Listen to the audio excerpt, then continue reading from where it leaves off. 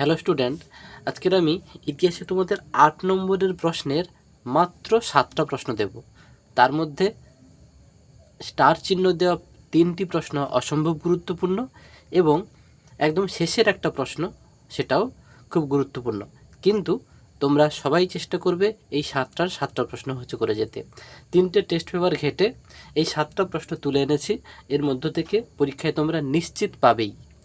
তো চলো, একদম প্রথম প্রশ্নটা কি আছে দেখো। সশস্ত্র বিপ্লবী আন্দোলনে নারীদের ও ছাত্র সমাজের ভূমিকা কীরূপ ছিল? এটা শুধুই নারীদেরও চলে আসতে পারে বা শুধুই ছাত্রদেরও আসতে পারে। 2 নম্বর প্রশ্ন, বঙ্গভঙ্গ বিরোধী আন্দোলনে নারী সমাজের ভূমিকা ও তাদের সীমাবদ্ধতাগুলি আলোচনা কর। 3 নম্বর প্রশ্ন, সংক্ষেপে মহাবিদ্রোহের চরিত্র ব্যাখ্যা করো। এই 3টে প্রশ্ন অসম্ভব গুরুত্বপূর্ণ এবং তার পরের 4টি প্রশ্নও কিন্তু সমানভাবে গুরুত্বপূর্ণ। কিন্তু এই টোটাল 7টার মধ্যে আমি প্রথম 3টে প্রশ্ন এবং শেষের একটি প্রশ্নকে সবচেয়ে বেশি আগে তোমাদের করে নিতে বলবো। আর তোমাদের বলি, আমার এই চ্যানেলে কিন্তু তোমাদের জন্য ইতিহাস এবং ভূগোলের 1 নম্বর 2 নম্বরের প্রশ্নগুলো কিন্তু এবিটিএ টেস্ট পেপারের দেওয়া হয়ে গেছে।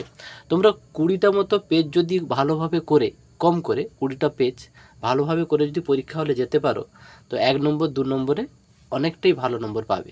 তোমরা মাথায় রাখবে 1 নম্বর 2 নম্বর মিলিয়ে কিন্তু প্রায় 50 নম্বর, কিন্তু স্কুলের 10 নম্বর নিয়ে। তো সেখানে কিন্তু ওই জায়গাটা যদি তোমরা ভালোভাবে করতে পারো, একটা বড় নম্বর অবশ্যই পাবে। আর সঙ্গে 8 নম্বরের তো দিয়েই দিলাম। তার পরের প্রশ্ন দেখো, 4এর দাগে যেটা আছে, 19 শতকের বাংলায় সমাজ সংস্কার আন্দোলনে ব্রহ্ম সমাজের ভূমিকা কীরূপ ছিল? ওকে। 5 নম্বর প্রশ্ন যেটা আছে, বাংলায় কারিগরি শিক্ষার বিকাশের উদাহরণ দিয়ে আলোচনা করো। 6 নম্বর প্রশ্ন, বাংলার নবজাগরণ বলতে কী বোঝো? এই নবজাগরণের সীমাবদ্ধতাগুলি কী ছিল?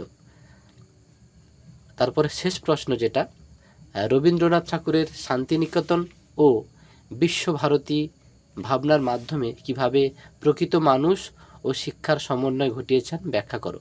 এই প্রশ্নটাকে বিভিন্নভাবে ঘুরিয়ে ফিরিয়ে দেখবে টেস্ট পেপারে দিয়েছে।